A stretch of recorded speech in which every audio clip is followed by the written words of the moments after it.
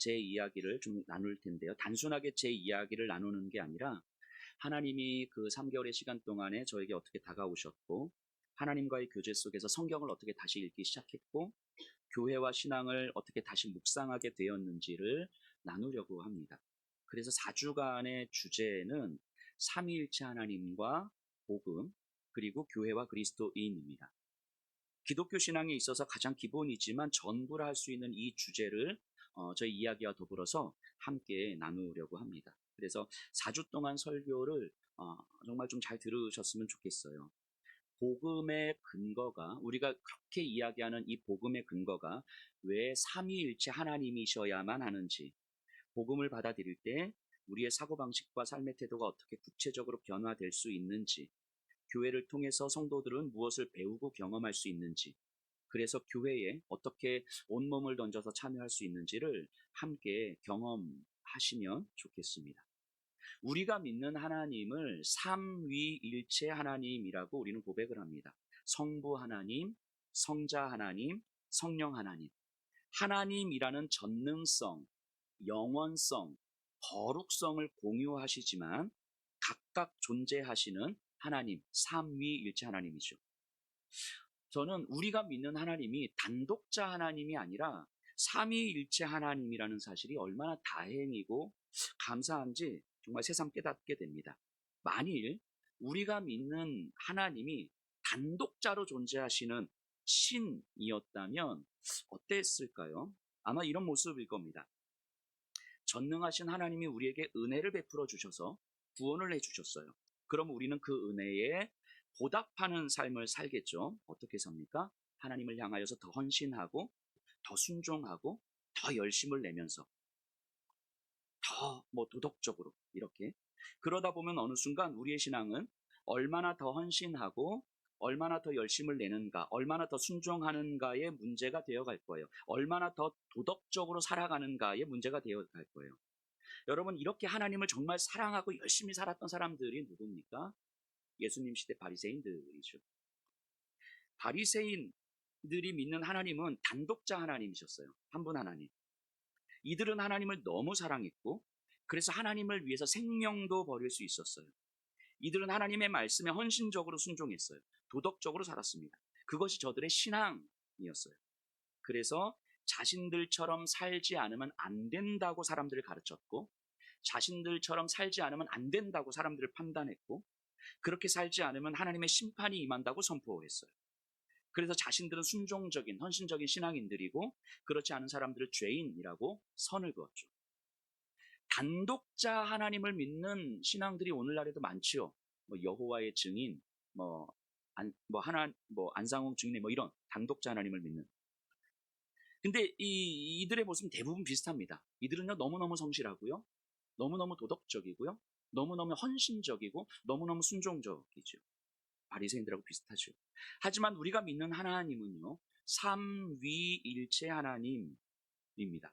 단독자 하나님을 믿는 신앙과는 완전히 다른 거예요. 완전. 성경은 분명히 이야기하거든요. 하나님은 사랑이시라. 하나님은 사랑으로 존재하신다는 거예요. 사랑은 관계잖아요. 하나님은 관계로 존재하시는 분이에요. 하나님이 우리와 관계를 맺는다의 차원이 아니고 하나님의 존재 자체가 관계로 존재하신다는 거예요. 그러니까 하나님은 결코 단독자일 수가 없다는 얘기죠. 성부와 성자와 성령은 사랑으로 서로 관계 맺고 계시다는 거예요. 그럼 한번 생각해 보세요. 성부 하나님과 성자 하나님의 관계를 한번 생각해 보면요. 성부 하나님께 십자가는 어떤 자리입니까? 어떤 의미입니까? 십자가는 혐오의 자리잖아요. 성부 하나님 보실 때는 죄의 결정체, 성부 하나님의 저주가 임하는 곳, 혐오스러운 자리. 그래서 성부 하나님과 영원히 함께 있지 못하는 자들이 있는 곳이 십자가죠. 그게 성부 하나님한테는 십자가예요.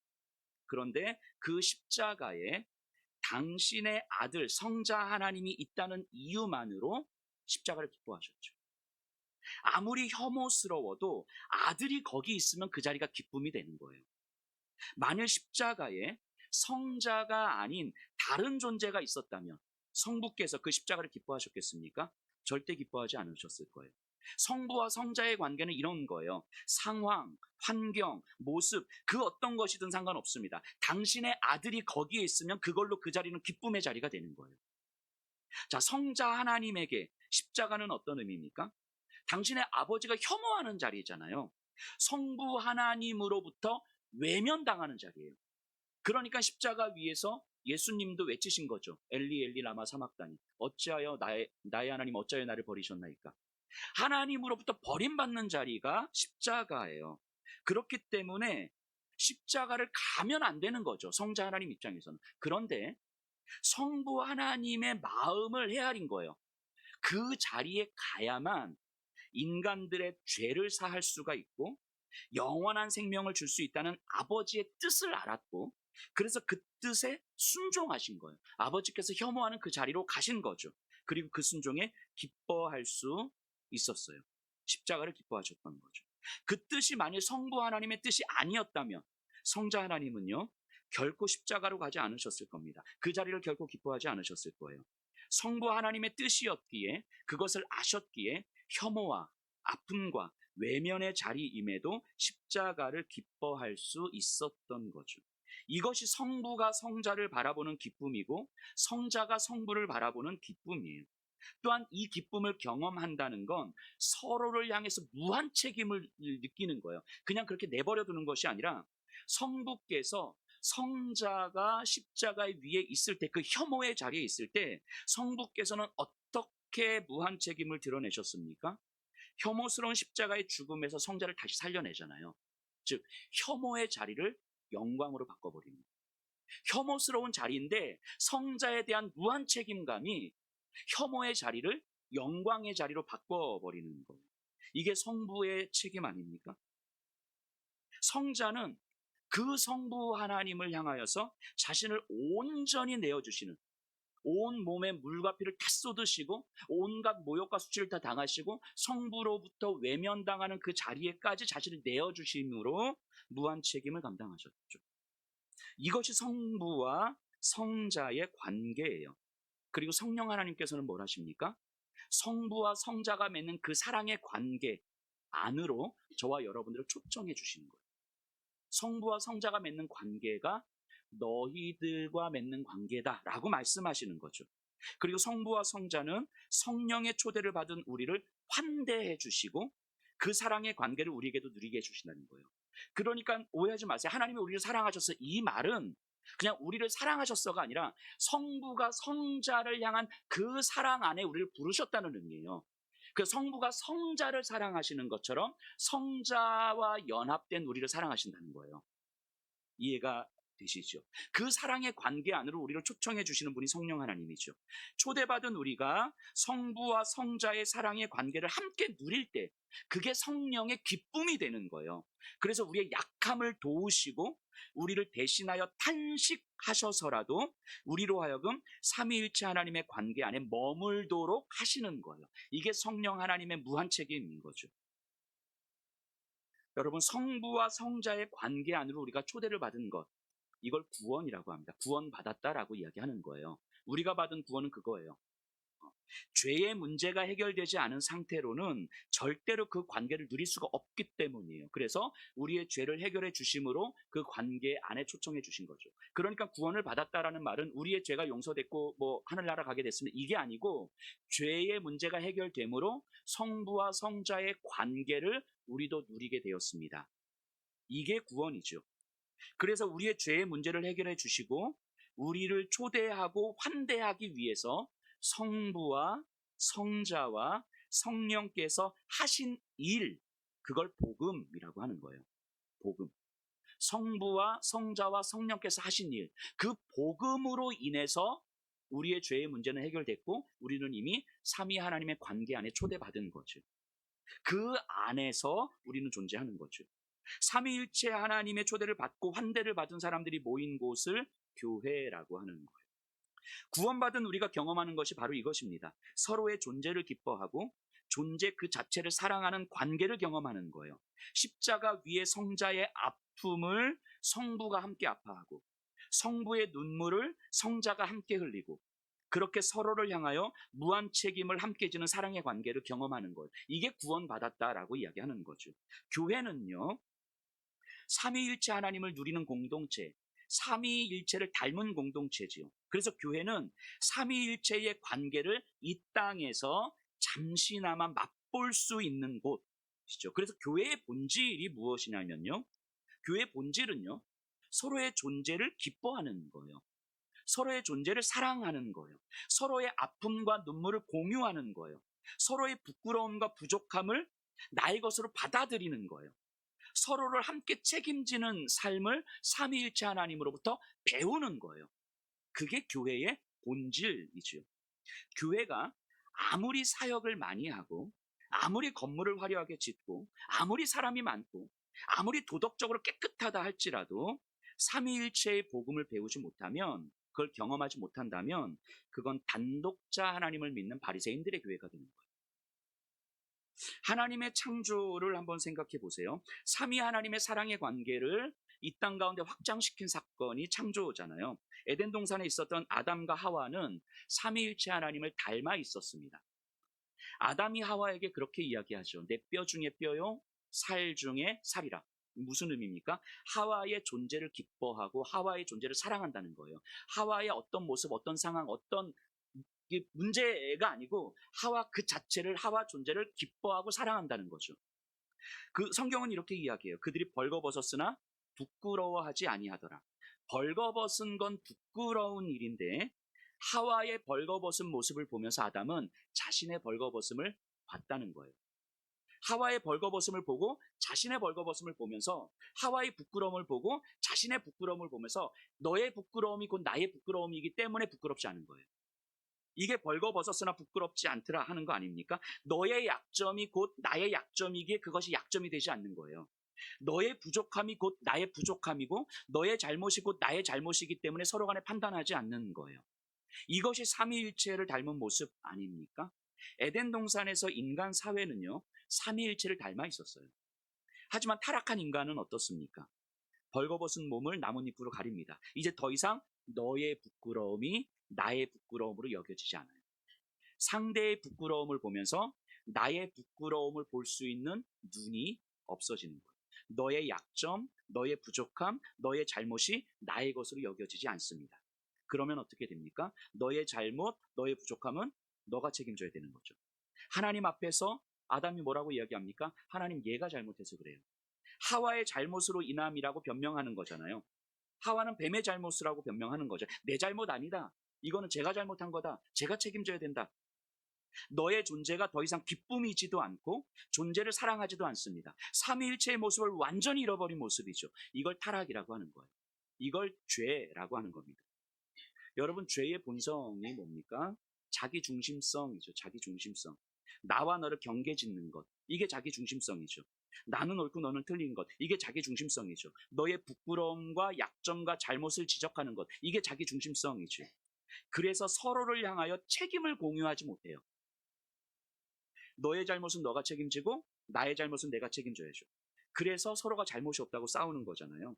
서로 약하지 않은 것처럼 수치스러움을 감추며 살아가는 거잖아요. 이게 타락이라, 이게 죄라고요. 이게 자기중심성이라고요.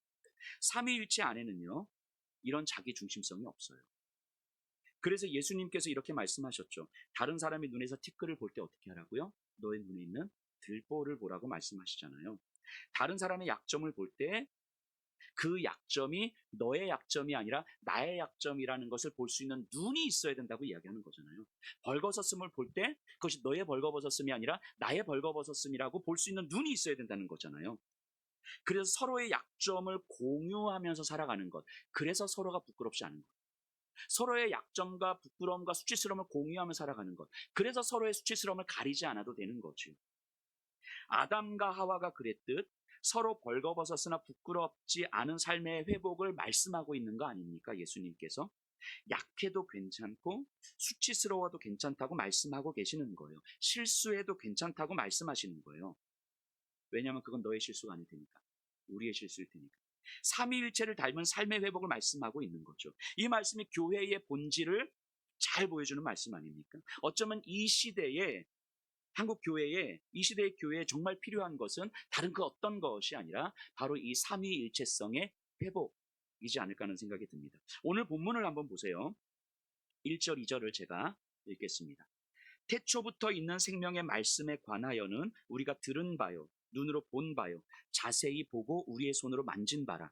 이 생명이 나타내신 바 된지라. 이 영원한 생명을 우리가 보았고 증언하여 너희에게 전하노니 이는 아버지와 함께 계시다가 우리에게 나타내신 바 된 이시니라.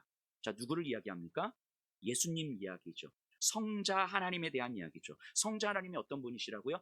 영원부터 성부 하나님과 함께 계셨던, 완전한 사랑을 누리셨던 그분이 우리의 몸으로 오셨어요. 우리가 눈으로 보았고 들었고 만졌다는 거예요. 성육신하신 예수님. 그리고 그분에 대해서 성도들에게 가르쳤다는데, 그 가르친 이유가 뭐냐면 3절이에요. 우리가 보고 들은 바를 너희에게도 전함은 너희로 우리와 사귐이 있게 하려 함이니 우리의 사귐은 아버지와 그의 아들 예수 그리스도와 더불어 누림이라. 아버지 성부 하나님과 그의 아들 예수 그리스도, 성자 하나님이 맺으시는 그 관계, 성부와 성자의 그 관계가 우리에게도 더불어서 누려지는 것, 그것 때문에 내가 이 성경을 썼다, 그것 때문에 내가 너희에게 이것을 가르친다, 이렇게 이야기하는 거예요. 교회는요, 성부와 성자의 관계 안으로 초대받은 자들이 성부와 성자의 환대를 경험하면서 그 관계를 성도와 성도 사이에서 확장시켜가는 거예요. 그러니까 우리의 관계는 성부와 성자의 관계를 닮아 있는 거죠. 그 아픔을 공유하고 눈물을 공유하고 그 존재를 사랑하고, 그럼으로써 그 당신이 거기에 있기 때문에 그 자리가 온전한 기쁨이 되고, 당신이 그 일을 하기 때문에 그 일이 온전한 기쁨이 되는 관계를 누리는 거죠. 그리고 그에 대한 책임은 무한 책임을 서로가 함께 져가는 거죠. 이게 삼위일체를 닮은 교회인 거죠. 이걸 더불어 누림이라고 이야기하는 거예요. 더불어 누리는 삶. 예수님을 믿는다는 것, 구원을 받았다는 것, 복음을 믿는다는 건 내가 이미 이 관계 안에 들어와 있다는 걸 의미하는 거예요. 그러니까 여러분들이 나 예수님을 믿습니다라고 하는 건 나 예수님 구주를 믿어요, 이런 단순한 고백이 아니고 그 성부와 성자의 관계 안에 내가 들어와 있어서 그 관계를 이제부터 내가 배우고 경험해 가고 있습니다, 이 고백을 하는 거예요. 구원을 받았다는 건, 복음을 믿는다는 건. 그러니까 내가 얼마나 헌신했는지, 내가 얼마나 잘했는지, 내가 실수하지 않았는지, 이런 게 중요한 게 아니다라는 거예요. 여러분 생각해 보세요. 저와 여러분은요, 십자가가 어울리는 사람들이에요. 십자가. 하나님의 혐오가 어울리는 사람들이라고요. 하나님의 저주와 심판이 어울리는 사람이죠. 추악하고 더럽고 죄로 가득한 사람들이에요. 전혀 아름답지 않은 사람들입니다. 그런 우리를 가장 아름다운 사랑의 관계 안으로 초대해 주시기 위해서 우리가 있는 혐오의 자리에 성자 하나님이 오신 거잖아요. 성자 하나님이 오심으로 이 자리가 성부의 기쁨이 된 거잖아요. 그걸 우리가 누리는 거 아닙니까? 가장 거룩하고 아름다우신 분들이 우리를 초대하고 환대해 주신 거예요. 그리고 그 사랑의 관계를 너희도 누리라고 말씀하시는 거예요. 감히 우리가 상상할 수도 없는 그 아름다운 관계를 누릴 수 있는 특권을 받은 거죠. 심지어 성령 하나님께서 그것을 도와주신다고 약속하시잖아요. 이걸 은혜라고 합니다. 우리가 받은 은혜. 세상에서는 이런 관계를 상상하기가 어렵죠. 그래서 이 세상에 교회를 허락하신 거예요. 요한복음 17장 21절을 제가 한번 읽어볼게요.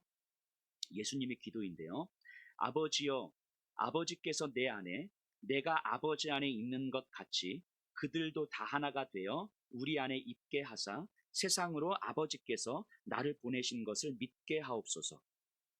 자, 예수님 무슨 말씀을 하시냐면 성부와 성자의 사랑을 더불어 누리는 교회를 통해서만 세상은 예수님을 알 수 있고 믿을 수 있다, 이렇게 이야기하는 거예요. 내가 아버지 안에, 아버지가 내 안에 있는 것을 세상이 얘네들을 통해서 보고, 교회를 통해서 보고 세상이 예수님을 믿을 수 있다 이야기하는 거죠. 즉 교회가 삼위일체를 닮은 모습을 경험하지 못하면 세상은 교회를 통해서 하나님의 아들 예수님을 믿을 수 없다고 이야기하는 거죠. 교회에 아무리 사람이 많아도요, 교회가 아무리 도덕 군자들만 모여 있어도, 교회가 아무리 돈이 많고, 교회가 아무리 사회 봉사를 많이 해도 교회를 통해서 그리스도 예수님을 믿지 못한다는 거예요. 오직 삼위일체를 담은 교회를 통해서만 세상은 예수님을 믿게 되는 거죠. 세상이 경험할 수 없는 그 사랑과 관계를 통해서만. 왜냐하면 세상에서는 상상할 수 없는 사랑이니까요. 예수님은 세상의 상상력으로는 도저히 가늠할 수 없는 분이시니까. 삼위일체 하나님은 세상의 합리적인 지식과 기술과 모든 상상력을 동원해서도 도저히 가늠할 수 없는 분이니까요. 그러니까 세상의 방식으로는, 세상 사람들이 이해할 수 있는 방식으로는 하나님의 아들 예수님을 믿을 수 없다고 이야기하는 거죠. 그래서 교회는요, 초대와 환대의 공동체로 존재하는 거예요. 삼위일체 하나님이 우리를 초대하고 환대해 주셨던 것처럼 교회는 이 세상을 초대와 환대의 공동체로 존재하는 거죠. 누구든지 어떤 모습이든지 초대하고 환대하는 거예요. 돈이 많든 적든, 건강하든 건강하지 못하든, 헌신을 많이 하든 못하든 상관없이 그 존재가 기쁘고 그 존재를 사랑하는 공동체죠. 그래서 교회는 초대와 환대의 공동체로 있기 위해서 존중과 소통과 수용의 공동체죠. 누구도 기준이 될 수 없기에 누구나 존중하는 공동체고, 누구도 절대적으로 옳고 틀리지 않기 때문에 얼마든지 소통할 수 있고, 내 기준에 맞지 않아도 얼마든지 수용할 수 있는 공동체인 거죠. 왜요? 우리가 초대와 환대를 경험한 존재들이니까. 누구도 특별하지 않지만 누구나 소중한 공동체인 거죠. 이게 교회예요. 그래서 예수님이 이렇게 말씀하셨어요. 양들로 생명을 얻고 그 생명으로 인해서 더 풍성하게 하려 함이라. 예수님이 주시는 풍성은요, 우리의 열심에 달려있지 않습니다. 우리의 헌신, 우리의 봉사에 달려있지 않아요. 실수하지 않는 모습, 무너지는 모습, 이런 거에 달려있지 않아요. 삼위 하나님의 관계를 깨달을 때, 그 관계를 경험할 때, 서로의 부끄러움을 공유할 때, 아픔과 눈물을 공유할 때, 그래서 서로에 대한 무한 책임을 질 때, 거기서만 경험되는 것이 주님이 주시는 풍성함이죠. 양들로 생명을 얻고 그 생명으로 말미암아 풍성하게 하려 함이라. 이게 삼위일체 하나님께서 이 땅에 허락하신 교회죠. 제가 한 불과 3개월 전에 병가를 내고 병원에 입원했었는데요. 한 3년 지난 것 같아요. 병원에서는 처음에 제 상태를 좀 보고 상담을 하면서 회복하는 기간이 한 2년 정도, 그리고 빠르면 1년 정도 걸린다고 이야기를 했거든요. 물론 지금도 제가 여전히 회복 중에 있는 건 맞지만 생각보다 제 회복 속도가 빠른 것 같아요. 지금 한 3개월 정도 지났는데도 굉장히 빠르게 되고 있는 것 같아요. 제가 생각을 해봤어요. 제 회복이 이렇게 빨리 진행되는 이유가 뭘까? 근데 단언컨대 의심의 여지도 없이 우리 성도님들입니다. 분명 아픈 시간을 보내는 중에 성도님들은 저에게 분명히 소망이었어요. 소망. 바울이 데살로니가 교회를 향해서 고백했던 그 고백처럼 성도님들이 저에게 소망이었던 건 분명합니다. 돌아가면 언제든지 저를 환대해 줄 사람들, 저를 지지하고 격려하고 위로해 줄 사람들, 저를 신뢰하며 저와 함께 언제든 마음을 나눌 준비가 된 사람들, 복음을 나누고 복음을 고민하고 복음의 길을 함께 걸어갈 수 있는 사람들, 이런 사람들이 기다리고 있다는 사실이 저에게는 든든한 버팀목이었죠. 그냥 쉽게 생각하면 이럴 수 있잖아요. 교회가 조금 힘들고 혼란스러우면, 또 담임 목사가 수교회관 자리를 비우면 우리 성도님들이 양해를 해주셔서 제가 어떤 자리를 비운 거지만, 사실은 담임 목사가 수교회관 자리를 비운다는 게 이게 흔한 일은 아닌 거잖아요. 그러면 성도님들 입장에서는 이럴 수 있을 것 같아요. 뭐야, 담임 목사도 교회는 뭐야? 그러면서 교회가 여기만 있는 것도 아닌데, 그냥 쉽게 조금 자신의 편안함을 위해서 쉽게 교회를 떠날 수도 있고 교회를 옮길 수도 있을 것 같아요. 아마 제가 성도였다면 그러지 않았을까 하는 생각을 합니다. 그런데 예수평화교회 성도님들은 그러지 않으셨잖아요. 예배의 자리를 지켜주셨죠. 그냥 예배의 자리를 지켜주신 게 아니잖아요. 함께 아파하고 함께 눈물 흘리는 옆에 성도들을 바라보면서 함께 견디셨잖아요. 같은 마음으로 기도의 자리에서 탄식하면서 서로를 격려했잖아요. 여목사의 아픔을 보면서 자기 가족이 아픈 것보다 더 아파하셨고, 어떤 분들은 많은 걱정 속에서 오히려 자기 몸이 더 아프시고, 마음이 아파서 일도 제대로 못하기도 하셨고, 그렇게 아프셨음에도 불구하고 이 자리를 지키려고 온 힘 다해 애쓰셨잖아요. 아픔도 공유하고 눈물도 공유하고 책임도 공유하면서 몸은 떨어져 있지만 함께 이 시간을 지낸 거죠. 제가 병가를 낸 기간에 몇 번 성도님들과 마주칠 시간들이 있었거든요. 장례도 있었고 결혼식도 있었고. 근데 그때 저를 바라보시는 성도님들의 표정이 여전히 생생합니다. 뭔가 저한테 말은 하고 싶으신데 제가 걱정이 돼서 말을 아끼는 그 모습들.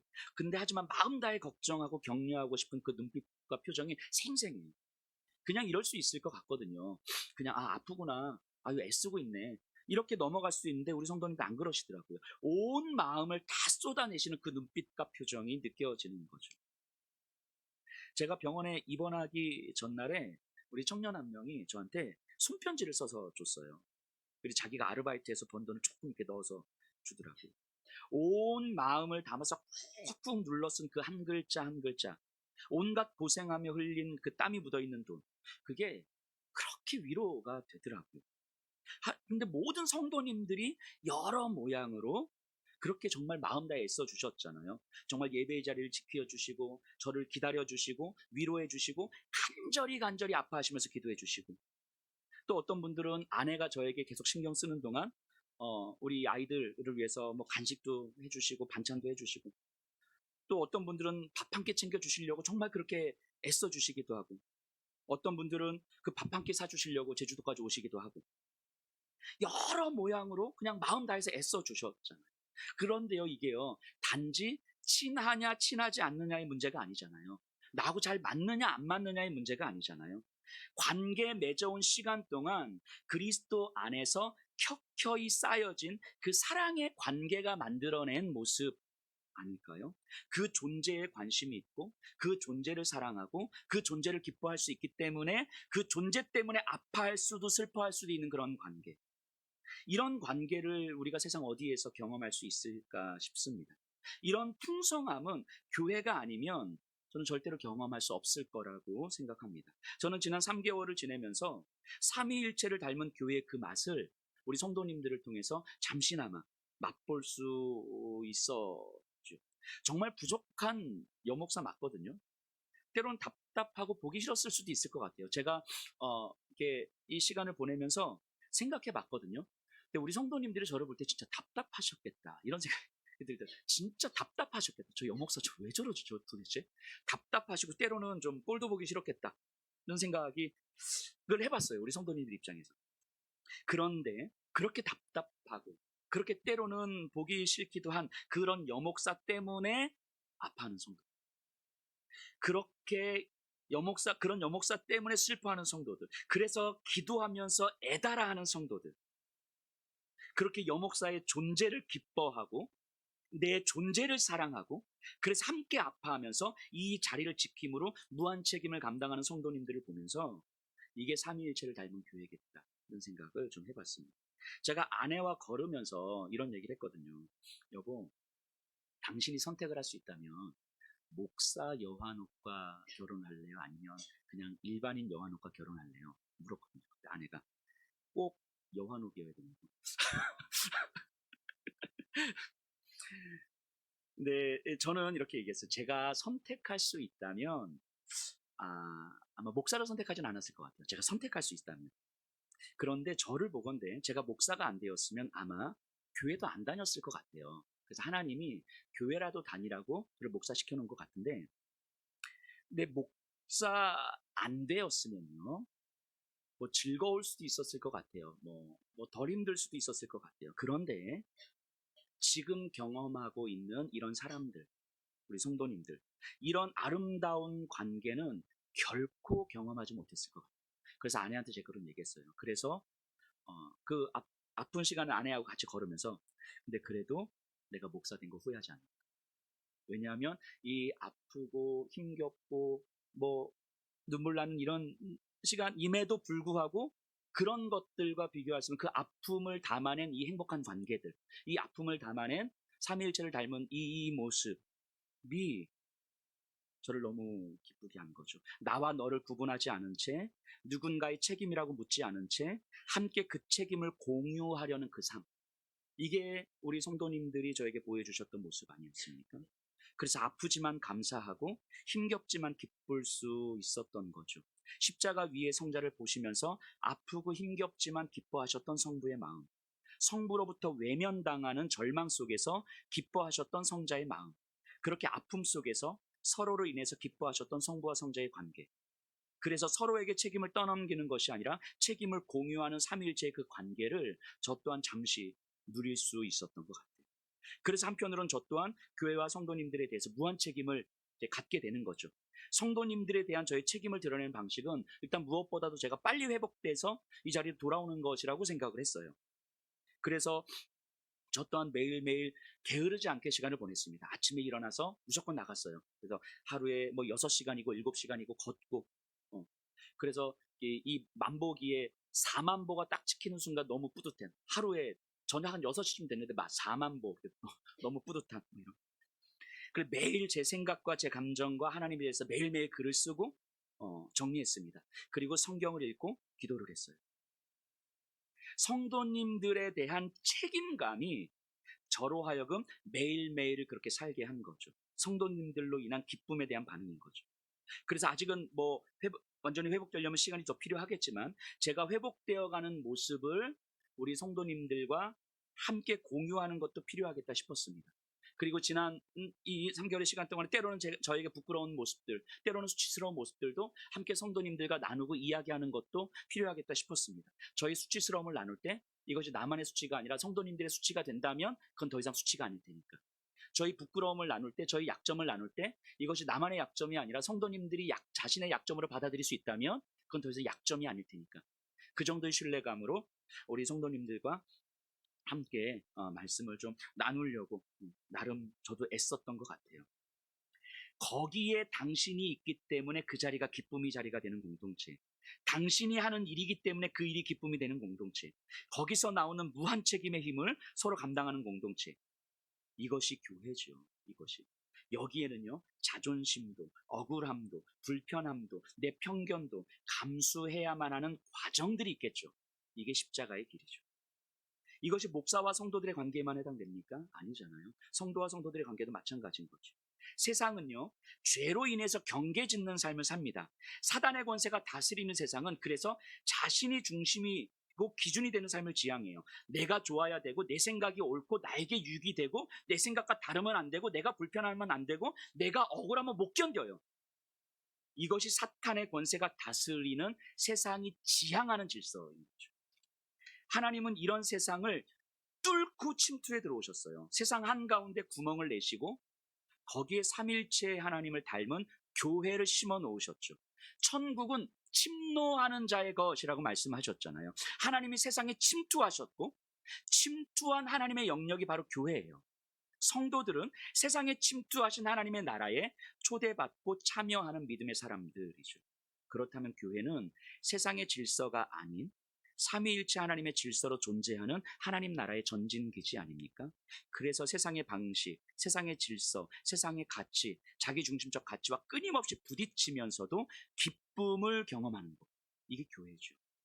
그런데 교회를 오랜 시간 다니면서도 마치 단독자 하나님을 믿는 것처럼 하나님을 향한 열심과 헌신에만 집중하면서 결국 내가 기준이 되어버리는 그 안타까운 모습들이 생기죠. 헌신하는 나, 순종하는 나, 그래서 내가 옳다고 확신하는 바리새인들이 되어버리는 거죠. 교회의 그런 모습들에 실망하여 사랑의 관계를 외면한 채 혼자만의 신앙으로 교회를 다니는 것도 안타깝고 안쓰러운 모습이죠.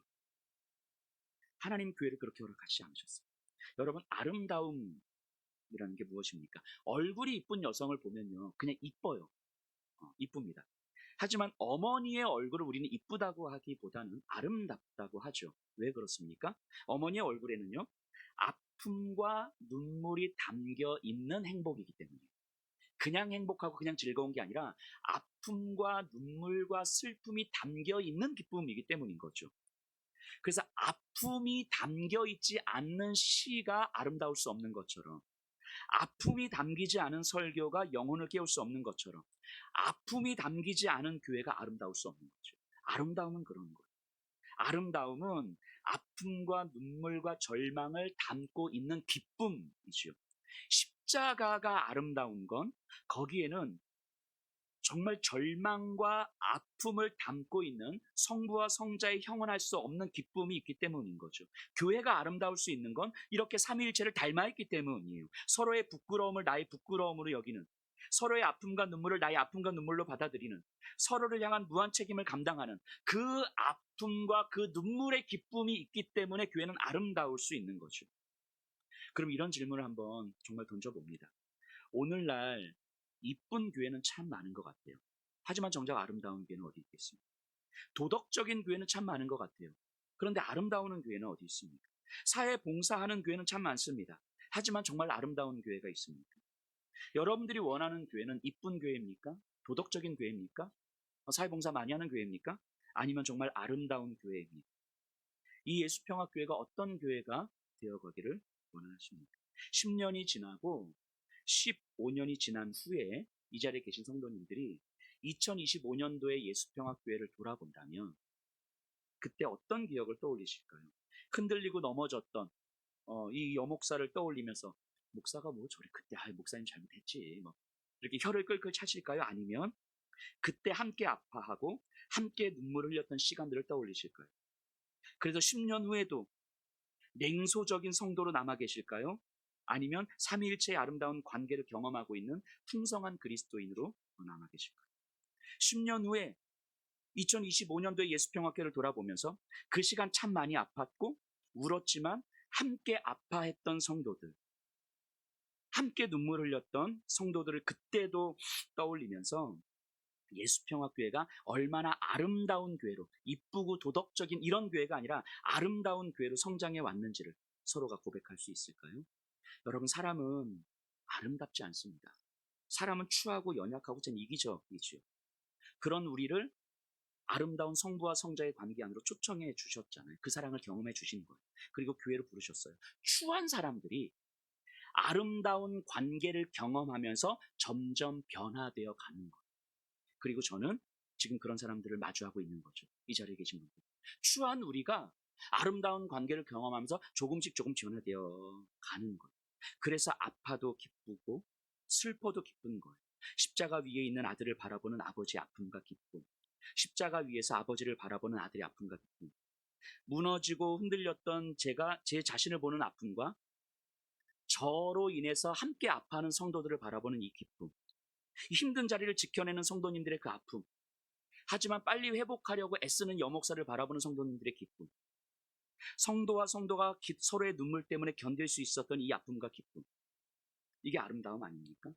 이게 삼위일체를 닮은 교회, 또 닮아가고 있는 중 아니겠습니까? 지금 이 자리에 계신 성도님들은요, 분명합니다. 저에게 삼위일체 하나님의 기쁨을 맛보게 해주신 분들이에요.